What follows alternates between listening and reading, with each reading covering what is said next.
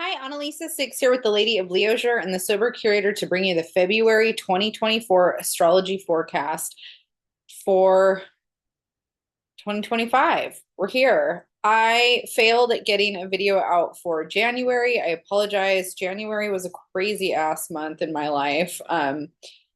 Living in Los Angeles and starting the year out with some really awful fires and having to evacuate my apartment for a few hours.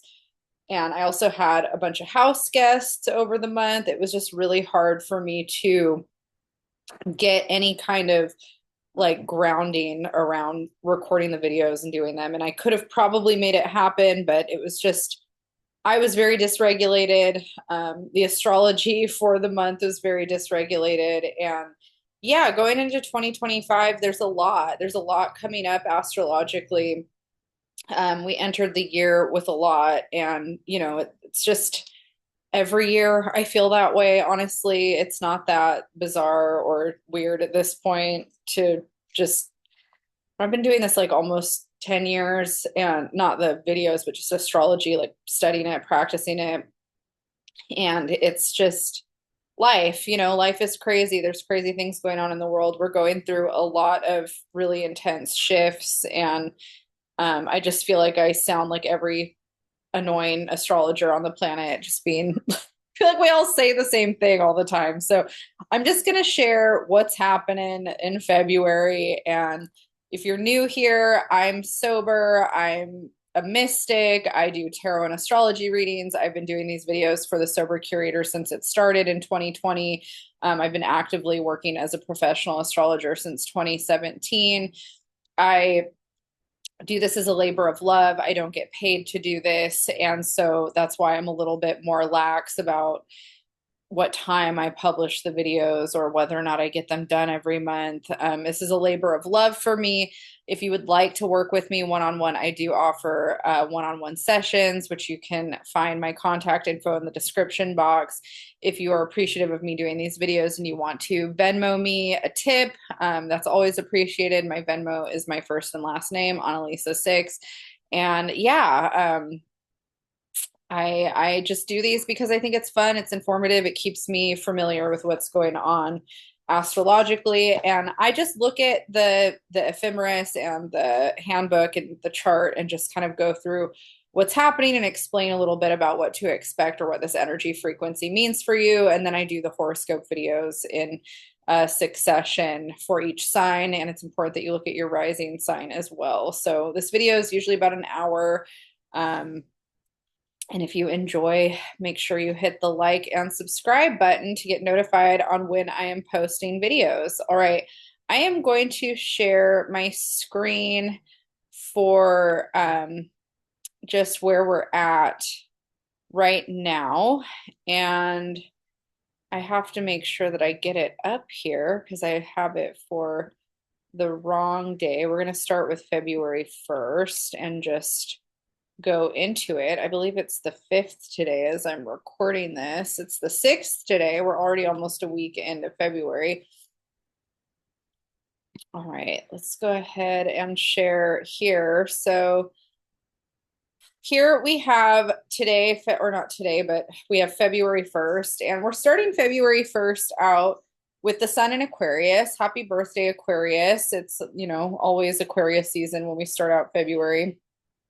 We also have Mercury in the fixed air sign of Aquarius. Venus is in the last few degrees of Pisces for the first 3 days of February. And then we have Mars still retrograde in Cancer. I don't know if any of you stay familiar with the astrology, but Mars stationed retrograde in Leo at the beginning of December, about a week into December, and then moved back into Cancer in early January. And so we're having Mars moving through the rest of its retrograde for the majority of February. Mars will not station direct until the end of February. We also have Jupiter finishing up its retrograde cycle in Gemini. Jupiter actually stationed direct on February 5th at 11 degrees of Gemini. Now it's direct as of now. And when I'm recording this video, Saturn is in Pisces still. We've had Saturn in Pisces for a while. Uranus is still in Taurus. We've had Uranus in Taurus for a while. Neptune is finishing up its stint in Pisces over the next couple of months, and Pluto is in Aquarius. So that's the kind of flavor of February overall, in terms of the month starting out. On the 1st of February, the major transit that we have is Venus in Pisces making a conjunction to Neptune in Pisces. Now, Venus is exalted in Pisces, and Neptune is one of the rulers in modern astrology of Pisces.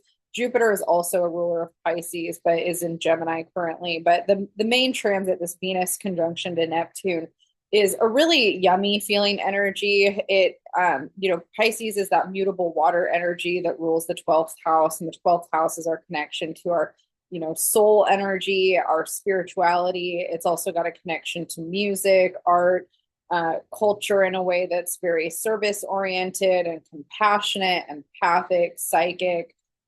This is a really positive energy for romance and connecting to people in a soul level in relationships. It's also really good for feeling creative, and if you're an artist or a musician, having ideas, feeling very musically inclined or drawn to things like that. It's a great energy for transcendental meditation or dream work. It enhances our psychic abilities. On the more kind of negative side, it also can enhance delusional thoughts, fantasies that may be a little bit more out there in ways that can be sometimes not beneficial. We can be more, we can have rose colored glasses about our relationship too. Like sometimes, Venus being the planet that rules relationships, when it's conjunct to Neptune, we cannot always see things clearly. We might be a little bit more inclined to delusions or fantasies around a relationship or a partnership dynamic, but it's also really positive for enhancing our soul connection to people. And, if we are in a relationship that we feel a lot of romance and passion and connection, it can be really positive for that. It can be positive for creative relationships. We start out February 1st with the moon in Pisces and Saturn in Pisces. Like we see in this chart, there's an Aquarius stellium, and we also have a Pisces stellium. And so there's also this inclination towards wanting to be of service, wanting to connect to community, needing to be doing something meaningful in the world. Like that's very enhanced with this Aquarius Piscean energy. The moon does enter Aries later in the day, and then we have, let's see, we're going to have on the 2nd more of this kind of Aries energy throughout with the moon. And then we have on the 3rd, we're going to have Mercury in Aquarius making a trine to Jupiter in Gemini. We have Mars retrograde in Cancer making a square to Chiron in Aries. And then Venus is going to enter, excuse me. I've been sneezing so much. It's raining here in LA. And whenever the rain kind of brings in some of this other kind of atmospheric pressure stuff, I always get allergies and just been very sneezy. So then Venus is going to be entering Aries. Now, talking about Mercury and Jupiter making a trine in these air signs, this definitely enhances our analytical abilities and the way that we're processing information. Also, kind of with this Venus Neptune conjunction still in the mix in Pisces, there's a lot of like ability for us to have fake news, fake kind of this delusional kind of communication stuff with the trine to Jupiter and the Piscean energy. There's discernment is needed very much at this time, and we don't have a lot of energy enhancing discernment qualities in the chart. So where we would see discernment are in signs like Capricorn. Aquarius can be more discerning, so that's positive. Taurus can be more discerning. Virgo sometimes is more discerning. Even a sign like Scorpio can sometimes be more discerning but manipulative. And so the areas that we see kind of where discernment would live, we don't have a lot going on. I mean, we do have a lot in Aquarius, Mercury in Aquarius, and we've got Pallas Athena, the asteroid in Capricorn, which is really actually positive for discernment. But it's still kind of difficult with how much is enhancing these other kind of qualities that are just more chaotic, I guess, or manipulative. So, there's an ability for us to have a lot of information coming at us and needing to really, you know, figure out what's true, what's real, how do we communicate things. There's a lot of potential for arguments or conflict over various belief systems or ideas. Um, it's the mental intellectual energy is very enhanced. And then with that Pisces energy, it's also very blown out. If that makes sense. And Mars squaring Chiron and Aries. So Mars and Cancer squaring Chiron and Aries kind of makes us more reactive. If we're taking things personally, getting our feelings hurt, we're more likely to have like a more egoic response to things that's not positive. Venus entering Aries in the evening on the 3rd is a pretty big deal because Venus is going to be in Aries for quite some time. Venus will station retrograde in Aries in March. March 2nd, Venus is going to station retrograde in Aries and then stay in Aries basically until June. And so we have this really long Venus retrograde here. And the last Venus retrograde we had was in 2023 in Leo.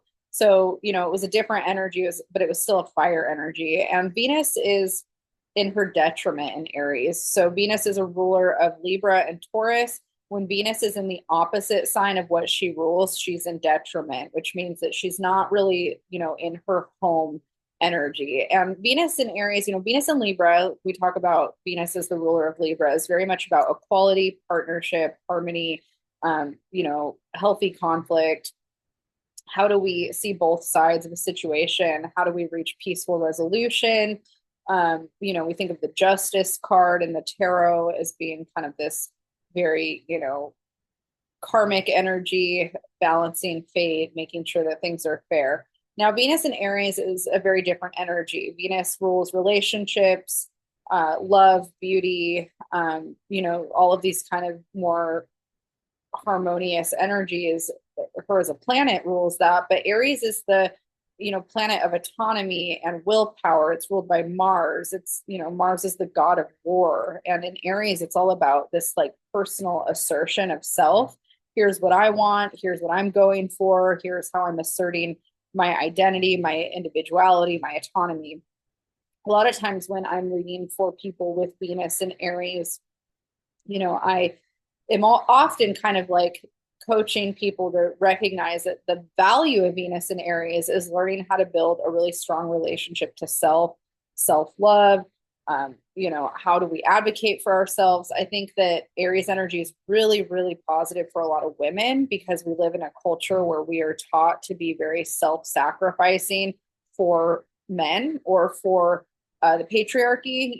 We are taught that we are supposed to not only do all of the nurturing feminine mother qualities, but we're also now expected to hold up a lot of masculine principles as well in our careers. And women are kind of like in this place in society where we are kind of expected to do everybody's part, the man part and the female part. And I think that the Venus and Aries energy can be really positive for us finding ourselves and kind of pushing through societal expectations and really learning how to find our inner voice, our inner fight, and advocate for ourselves, especially in relationship dynamics. The problem with Venus and Aries is that it sometimes gets really hyper focused on the self and what the self wants and forgets that in order to have harmony, we have to recognize that it's not all about us and that our way is not always the best way. And that, even if we don't understand somebody else's perspective, it's still worth listening to or trying to grow and learn from. So Venus in Aries is going to be really interesting as a culture and a society right now, since it's a very fight, assertion, direct energy. And it's also very autonomous. It's very independent.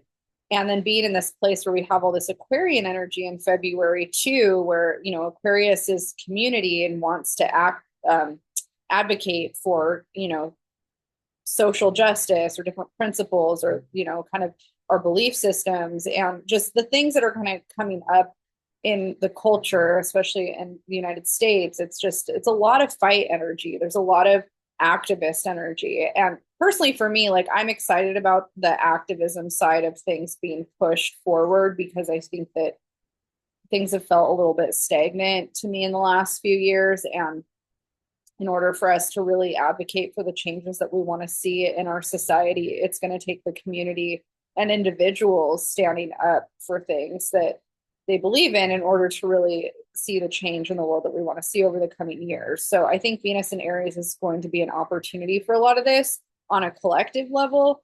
Um, it's also prepping us for a big shift into Aries for Saturn and Neptune. Saturn and Neptune are entering Aries this year. So Venus and Aries is kind of like a prequel into some of that. Um, that fight energy is going to be really dominant over the coming years.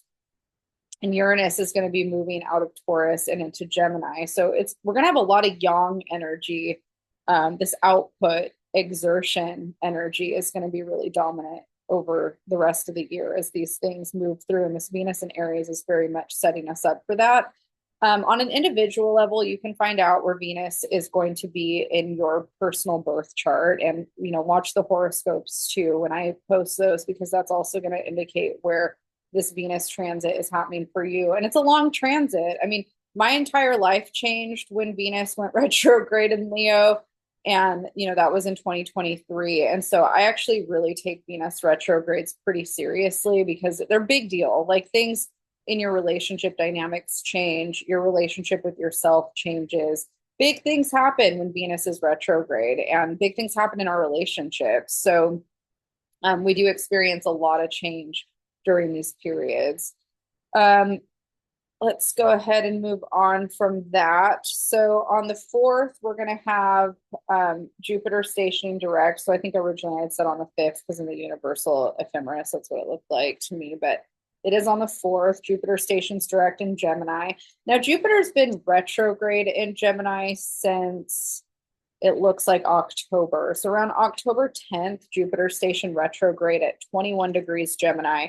Now it's stationing direct at 11 degrees Gemini. So that was about 10 degrees that we had this retrograde. So you can think about, where this was hitting in your personal birth chart. What have you been working through? I know for me, this was hitting in the relationship part of my chart. And so, it went back into my 6th house too, which is the health part. So, looking at that, reflecting on kind of those themes, like what have I been working through in terms of my relationship dynamics and how has that been impacting my daily routine, my health, those types of things. And then stationing direct, it's going to be moving back over all of those degrees that it was at, previously. And it's not going to hit that 21 degree point again until the very end of April. So, just kind of thinking about where you've been feeling stuck since October and where you've been kind of trying to gain momentum or work through things, and then knowing you're going to get that chance to kind of push some of that stuff forward again. And it's really going to kind of start to move out of that stagnant period once we, get out of the 21 degree point. Gemini, Jupiter in Gemini is all about growing beyond perspectives and thought patterns of maybe where we've previously been.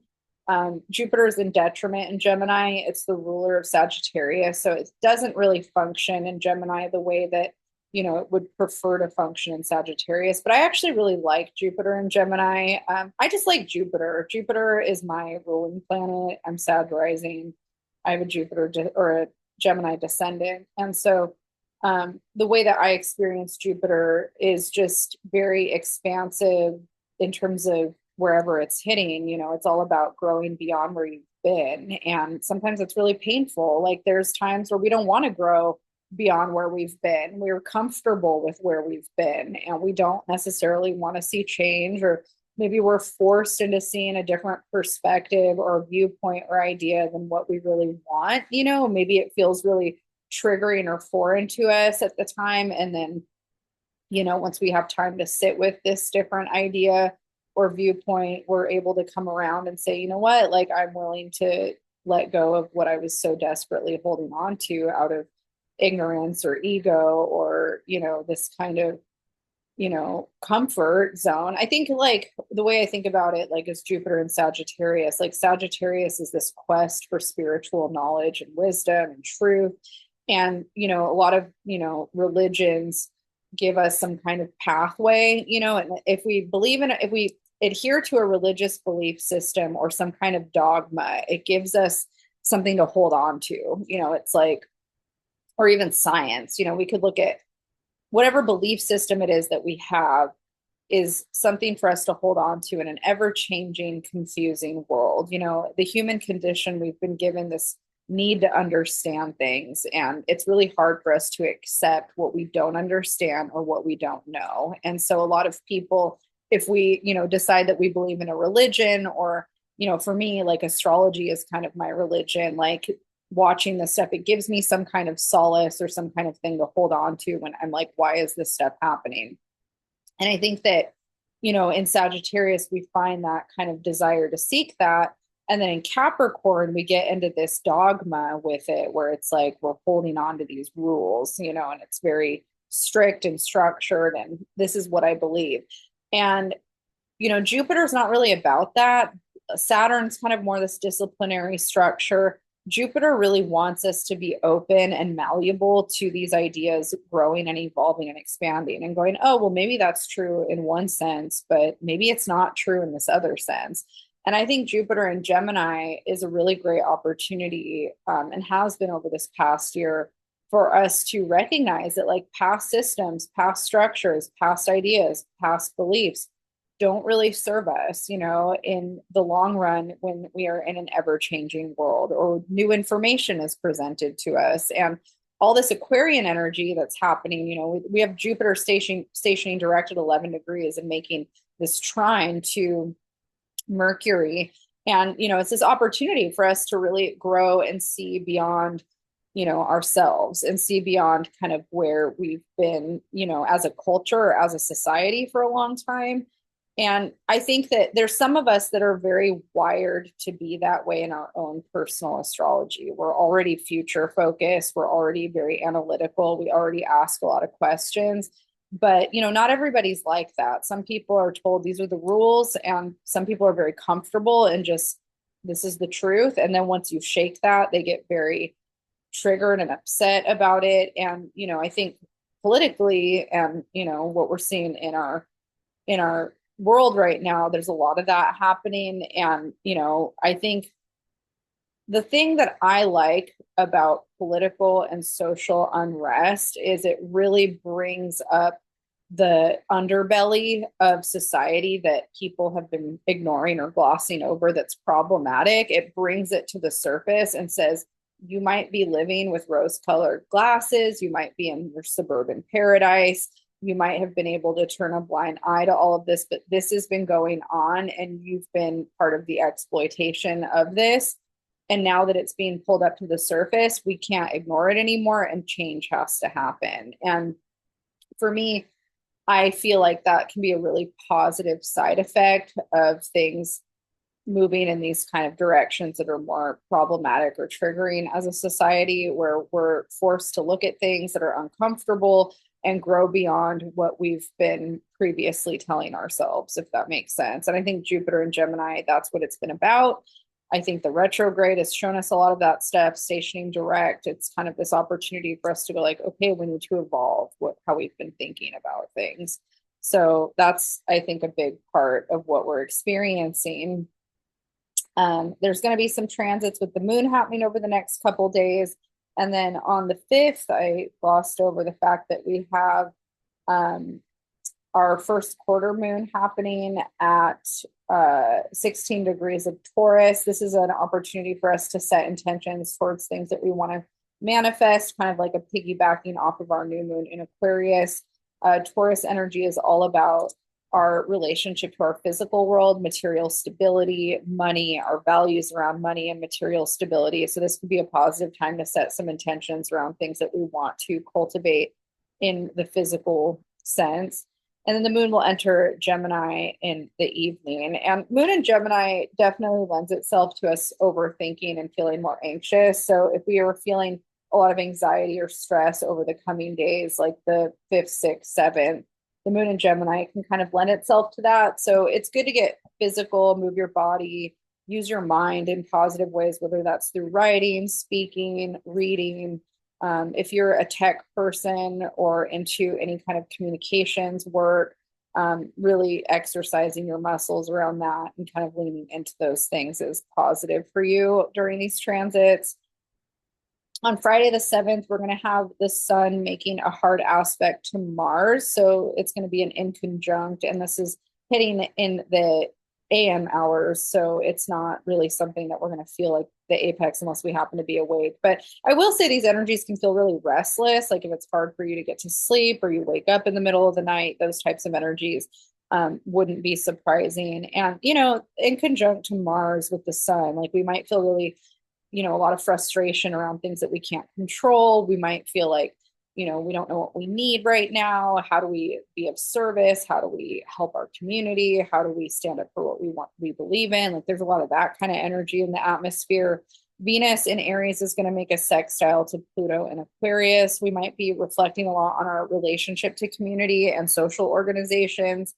I know for me, like some of the things that come up around that is I have a lot of very specific belief systems that I feel often like I'm on an island alone, and I don't always feel like I'm around like-minded people. And when we're going through a lot of like social stuff in the consciousness where there's a lot of political change, my value systems kind of get heightened for me, where I feel very passionate about them, but then I have a lot of apprehension to sharing it because I don't feel like I have a lot of people that agree with me or on the same wavelength as me. And it kind of makes me feel like I'm assessing who I surround myself with and that kind of stuff. And I will say, I feel the most in alignment with the people I'm around now in my life than I probably ever have in terms of views, like political views or ideas. But, that kind of stuff comes up during some of these transits. Like, who am I associated with? Who, is in my circle? Am I, surrounded by people that are supporting the ideas that I am supporting? And do I feel like I'm contributing to society in some way? And this also goes into our relationship with ourself, having it in Aries with Venus. So we might be going through some kind of reflection or healing or growth around how we are feeling about those concepts. Mercury in Aquarius is also making it in conjunct to Mars in Cancer. The sun is going to make a sextile to Aries. So again, like our thoughts, our ideas, the way that we view community is, kind of in this conflict oriented space and how that reflects on our identity. Who am I? Who am I in the world? Who am I in the community? How am I contributing to society? Am I with the right people? Am I doing things in the world that I feel aligned with? Those are all really big themes coming up in our psyche collectively with these transits. February 8th, the moon is going to enter Cancer. And then we also have Mercury making a sextile to that Chiron in Aries. I feel like this weekend lends itself to a lot of communication problems where we could take things personally. When we get to the 9th, we have Mars in Cancer, trining Saturn in Pisces. The Sun and Mercury are making a cazimi in Aquarius. And it's just so much of this energy lends itself to us feeling really sensitive, really intuitive, really empathic, and then also feeling this need to really assert, our ideas or who we are or what our beliefs are.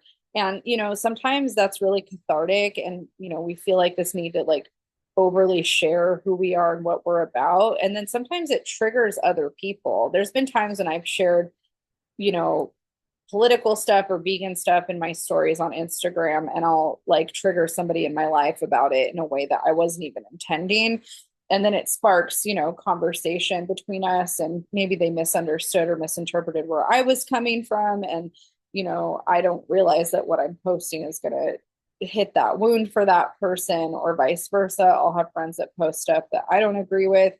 There's a lot of like potential for those kinds of things to be happening in a very microcosmic level in terms of how we're relating to each other and how we're feeling like we need to speak up for what we believe in. I'm vegan, I'm a feminist. I have a lot of, things I like to post that I think are funny, around that.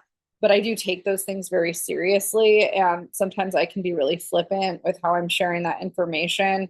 And, sometimes I get really like on a tangent in my head about things that I'm upset about. And I think these transits, these Aquarius Mercury Sun transits with some of this Cancer energy, it's just very inclined to take things personally and feel very sensitive, personally attacked by somebody, and need to be nurtured and kind of coddled through it. Like we have so much of that kind of energy happening. This moon conjunct Mars in Cancer energy is just one of my, I'm not a fan. I do not like the moon and Mars in aspect to each other. It's very emotionally reactive and just like, like that's how it feels. And we do well to kind of spend specifically Sunday very much in kind of a self-care bubble, maybe social media detox, doing things that fill our own cup, taking a time out from society and just pouring back into ourselves. I think if we're absorbing too much of everybody else and all this information, it's just going to deplete us. So we're really guided on Sunday to kind of go inward and tap out of the collective in a way, but it's hard with this Aquarian energy. Like we want to feel like we're of service. We want to be involved in things. We want to be informed. On the 10th, we're going to have the moon entering Leo. Mercury in Aquarius is going to square Uranus in Taurus.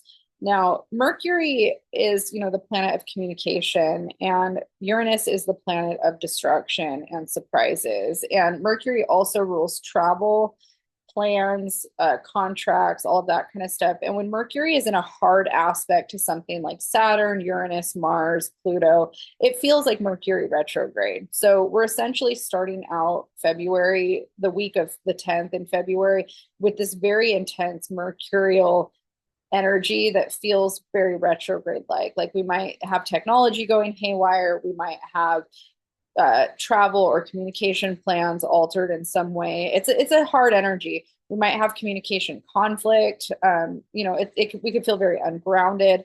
And then the moon in Leo, is very, there's a need with Leo energy to share and assert the will and the self in a similar way as Aries, but it's very different than Aries. It's more kind of like see me, like listen to me.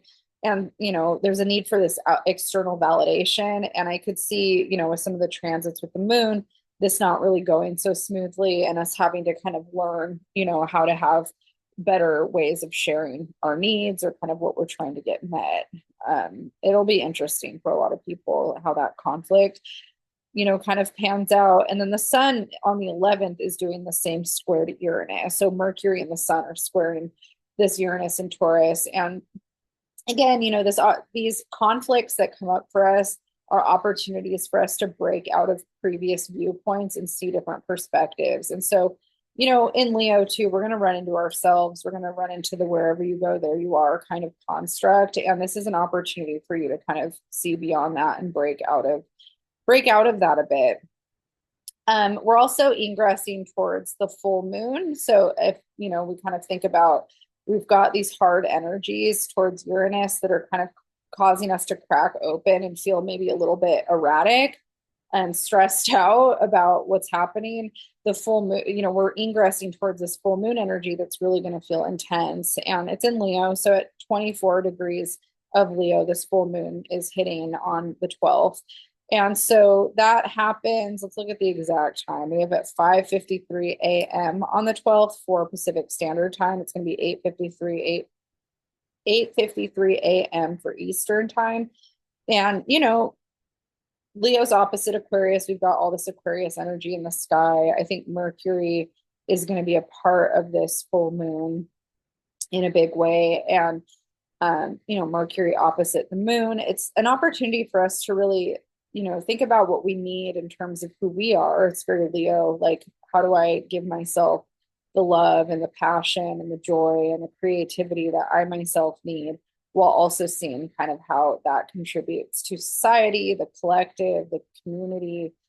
Full moons are a time for manifestation, but also releasing and letting go energy that is no longer serving us. And so this is also a really positive time to let go of any narratives about the way you see the collective or yourself within the collective that aren't serving you. If you've got this inner story about who you are in the world that isn't really helping you, that could be something that you work on letting go. If you feel like you want to be more of service to your community, or you want to work more on your creativity, setting intentions around how you manifest that is positive.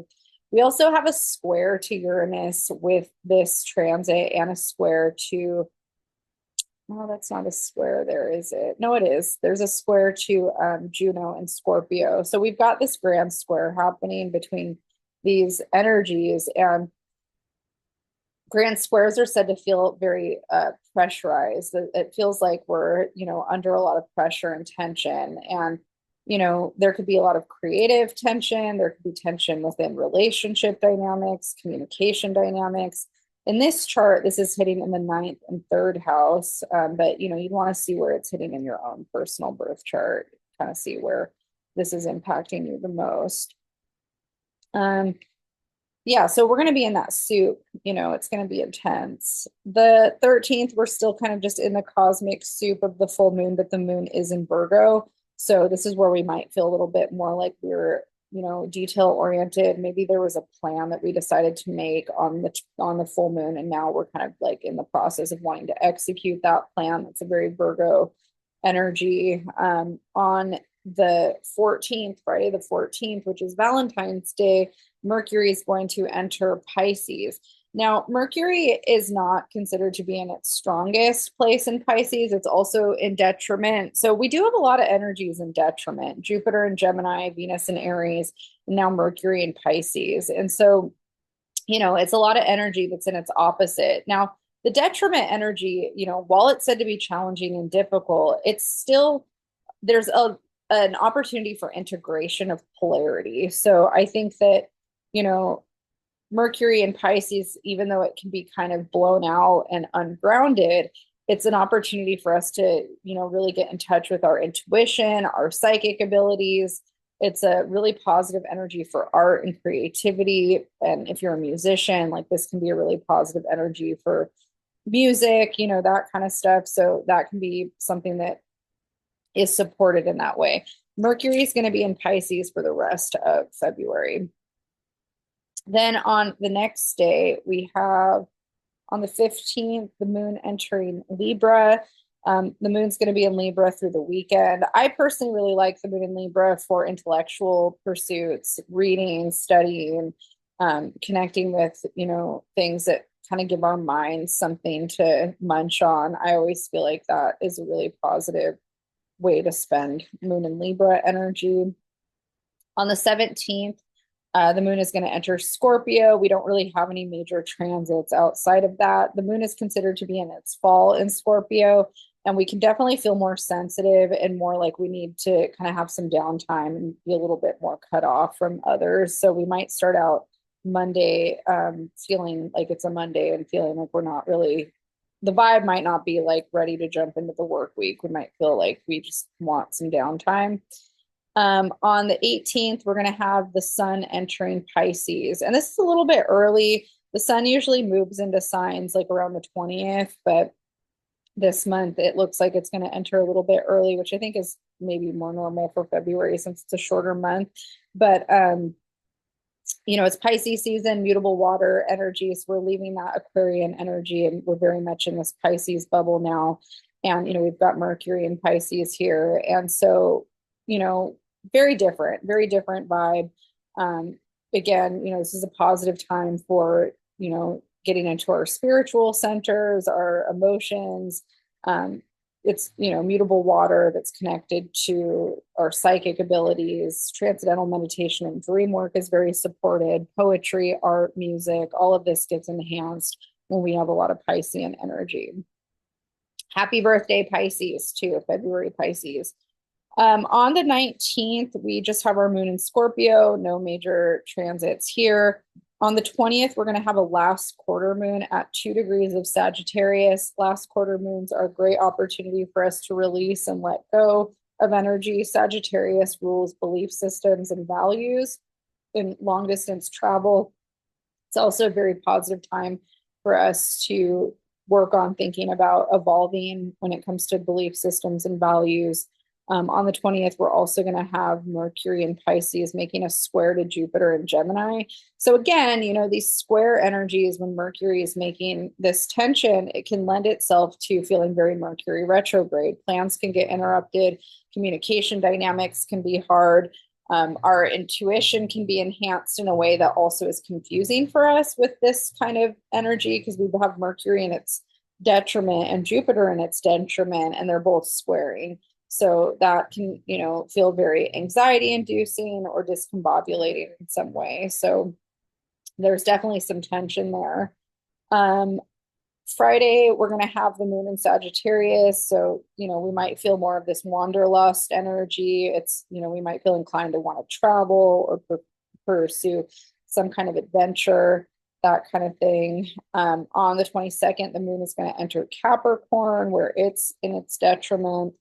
And then on Sunday, the 23rd, we're going to have Mars stationing direct finally, and Mercury in Pisces making a trine to Mars in Cancer. So, again, a lot of emotional energy is very enhanced this weekend. We might feel kind of more sensitive, more psychic, more in tune. A really positive way to spend this energy is just kind of focusing on self care, rejuvenation, taking a time out. How do you nurture yourself? How do you pour into your own cup? I think of the Ace of Cups card in the tarot that is the gift of self-care and self-love and kind of nurturing. I think that's a really positive energy to lean into for the weekend. Then when we get to Monday, the 24th, we're going to have just a lot of transits with the moon in Capricorn before the moon enters Aquarius in the evening. On the 25th, the only major transit we have is Mercury making a conjunction to Saturn in Pisces. Now, this energy is pretty intense. It can lend itself towards us feeling more on the depressed side if we're not actively working towards some kind of spiritual pursuit. It can be positive for discipline around creativity. So if you're an artist or a musician or a poet or somebody that has a very active disciplined spiritual practice, this gets enhanced. Psychic abilities get enhanced. If you're somebody that is lacking that, then this can lend itself towards really intense spiritual awakenings through hard lessons. This is a really intense energy for those of us that are in recovery, alcoholics, drug addicts. It's not uncommon for people to end up hitting rock bottom or experiencing some kind of relapse situation if you are not in a good space. So if you are in recovery, this is a good time to lean into your tools. If you're currently an addict that's struggling, you're more prone to making poor decisions during this time, as a need to escape yourself. And so this is a good time to start getting help and really leaning into the resources that are out there if you are interested. February 26th, we just have the moon in Aquarius. And then on February 27th, we're going to have our new moon at 9 degrees Pisces. We also have Mercury in Pisces making a sextile to Uranus and Taurus. So breakthroughs around how we experience ourselves spiritually are, likely during this time. Uranus, again, is that planet of surprise. And even though sextiles are harmonious with Mercury, we still could be experiencing some ungrounded kind of retrograde vibes. New moons are pretty intense, especially in a water sign. And so the new moon in Pisces, it's a great time for setting intentions around our spiritual practice, how we show up in the world in terms of service. Pisces is a very service-oriented energy. If we are artists or creatives, setting intentions around our art and our creativity is very supported. This is a really positive time for self-care and kind of going inward and working on yourself spiritually. And then the 28th, we're still in that hangover energy of the new moon. So we end February in a very kind of this like bubble of self-reflection and a need to kind of really go inward and focus on, who we are in a soul-centered way. And then on March 1st, Venus is going to station retrograde in Aries. So the new moon is very much this opportunity for us to really go deep within ourselves and ask ourselves, who am I? What do I want from a heart-centered place?